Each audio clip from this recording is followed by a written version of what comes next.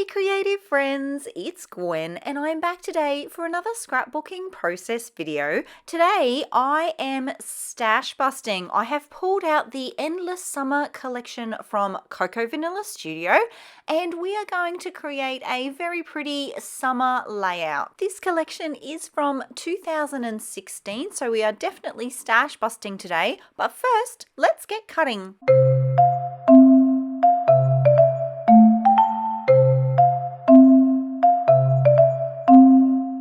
The cut file that I'll be using today is the exclusive September cut of the month design. You get the title piece that you see here that says The Best Summer, as well as this really cute shell motif. I really wanted to show you how grabbing a brand new cut file can help breathe new life into some older supplies in your stash. So if you have some scrap supplies in your stash that you're looking to get re-inspired by, adding a cut file is a really great way to do that. Be sure to check the description box below for more details on how you can get access to this very exclusive design. Onto the design of the page, I have gone ahead and cut the cut file really large. I wanted the title to be spread across the width of the page, so it's going to be centered at the bottom there.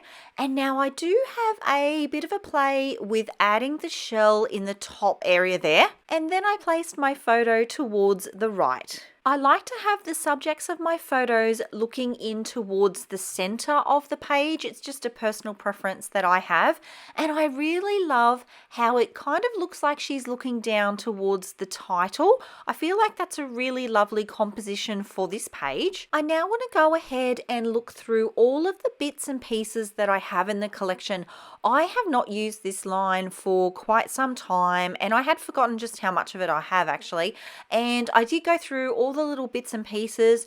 I'm making really fast decisions about whether something might work for the layout or whether I can exclude it. So anything that I can immediately exclude, I do set aside, and I just find that that helps me make good choices as I progress through the layout process. It's at this point that I get a feel for the clusters that I want to add for the page, and I decide that the shell is going to be too much and it's going to get covered up too much, and I'm going to save it for another project. I had fussy cut out those cloud elements, these ones here, and I was really keen to use those and to sort of create a sky in the background and maybe add some florals, and the shell icon wasn't really doing it for me, but I thought that's okay. You can just use the pieces individually. You could use the shell on its own on a layout, you can use the title on its own, or you can combine the two. So lots of options with this one. I'm going to end up with two floral clusters. The larger one is going to go on the right here where I'm working now, and then there'll be a smaller one on the left hand side, and I will try and balance those out. I am going to end up with the clouds at the top of the page there, and then we will add in a sprinkling of embellishments just to round everything out. The title at the bottom of the layout is actually attached flat to the page. I've just used ATG tape for that.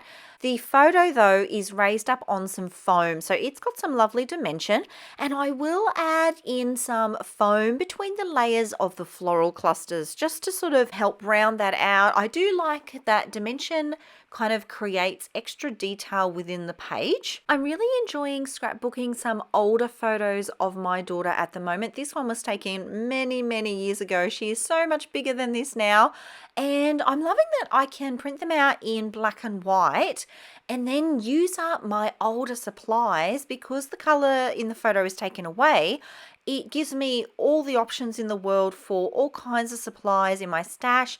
So it's been really fun to dive deep into it and grab out this collection that I have not used in some time. So just locking the floral pieces into position with some ATG tape.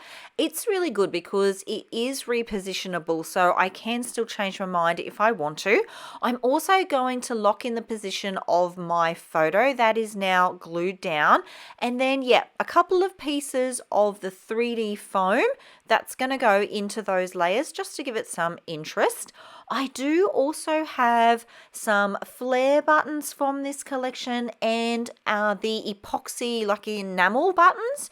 So I am going to draw on some of those round shapes. I do want to sort of soften things a little bit, and circles are a great way to do that. I am thinking about the flow of the page at this point. I've decided that the eye will travel from the top right hand corner down the photo, so along the same line as the photo and my daughter's view, down towards the title of the page. So I am going to keep everything sort of in that same flow. But I also want to keep things pretty simple. I auditioned lots down the bottom there, but in the end, I decided on something that wasn't going to cover up the title too much. The little banner piece there that says Summer Days, that does stay. And then later on, you'll see that I do add a butterfly down there. While I think about that, I am going to move on to adding some leaves to fill out the floral clusters here. I do that quite often actually. If I'm stuck in a particular area on the page, I will move on to something else that I know that I want to do and just give my mind a little bit of space to think. I find that stepping away, even if it's for the shortest time, it can really help. At this point in the layout, I was finding that the circle elements on the right there weren't very balanced, and the easiest way to remedy that was to add a circle element to the left of the photo. So I've gone ahead with that circle piece that says The Good Life. I've also added a sticker banner piece to the top left-hand corner of the photo. That one says Makes Me Happy. Just a little detail to add on that left-hand side of the page because it was a little bit empty over there. And then I found this very sweet little banner piece. Up until this point, I was feeling like the clouds were on their own. They were sort of up the top of the page there. They a little disconnected. That's the word I'm looking for. They were disconnected from the rest of the layout, and that cute little banner piece helps bring everything together. Now here's where the butterflies come in. I don't normally mix and match collections, but I did know that I had these. These are from Daydream collection. So same manufacturer, and I just knew they were in the same or similar color tones and that they would go. So I am going to fussy cut out four of those, and I'm going to spread them around the layout. They are really going to help draw the eye around the page. If you would like some tips on how to fussy cut and get great results, I do have a video on that. I'll leave a card for you here. Watch that after you watch this video. Things are getting serious because I am gluing everything down. I'm going to make sure that everything is nice and secure. And you'll see here how this really brings everything together. I feel too that the butterflies fill in the space between those clouds and my title that I was talking about earlier. Helps bring everything together, helps draw the eye around the page, and really finishes off things beautifully. I want to share with you here some close-up images so you can see all the beautiful details of the page. If you love scrapbooking summer as much as I do, you'll want to be sure to check out this video right here. It's another summer layout, but this time using really lovely bold colors. Thanks for being here, my creative friends. I'll see you all in the next video. Until then, bye!